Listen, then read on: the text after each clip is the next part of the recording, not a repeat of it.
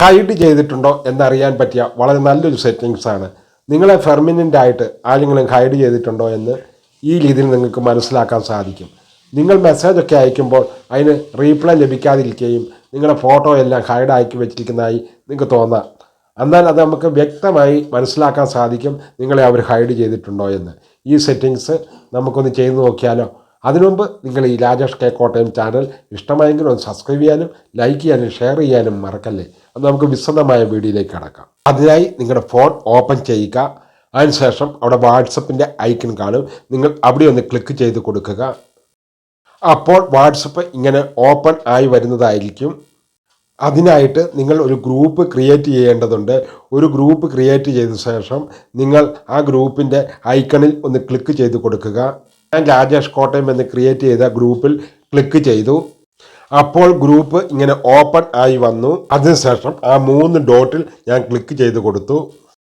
അപ്പോൾ അവിടെ ഇങ്ങനെ കുറേ ഓപ്ഷൻ വന്നതായി കാണാൻ സാധിക്കും. അവിടെ ഗ്രൂപ്പ് ഇൻഫോ എന്നുള്ളിടത്ത് ഒന്ന് ക്ലിക്ക് ചെയ്ത് കൊടുക്കുക.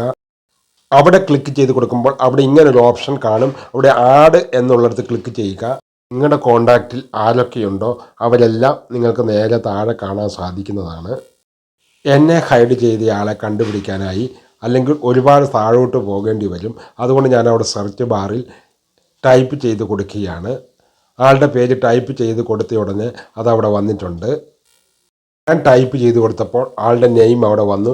ഞാൻ ആ നെയിമിൻ്റെ സ്ഥാനത്ത് ഒന്ന് ക്ലിക്ക് ചെയ്ത് കൊടുത്തു. അപ്പോൾ അവിടെ ഇങ്ങനെയാണ് കാണിക്കുന്നത്. എനിക്ക് എൻ്റെ ഗ്രൂപ്പിലേക്ക് ആളെ ആഡ് ചെയ്യാൻ സാധിക്കുന്നില്ല. അതിനർത്ഥം അയാൾ നമ്മളെ പൂർണ്ണമായും ഹൈഡ് ചെയ്തിരിക്കുകയാണ് എന്നാണ്. നിങ്ങളെയും ഇങ്ങനെ ആരെങ്കിലും ഹൈഡ് ചെയ്തിട്ടുണ്ടെങ്കിൽ ഈ രീതിയിൽ നിങ്ങൾക്ക് പരിശോധിക്കാവുന്നതാണ്. പിന്നെ അവർക്ക് വെറുതെ മെസ്സേജുകൾ വിട്ട് നമ്മൾ മെനക്കെടേണ്ട ആവശ്യം വരുന്നില്ലല്ലോ. ഈ വീഡിയോ എൻ്റെ കൂട്ടുകാർക്ക് ഇഷ്ടമായെന്ന് ഞാൻ കരുതുന്നു. ഇഷ്ടമായെങ്കിൽ നിങ്ങളൊന്ന് സബ്സ്ക്രൈബ് ചെയ്യാനും ലൈക്ക് ചെയ്യാനും ഷെയർ ചെയ്യാനും മറക്കല്ലേ.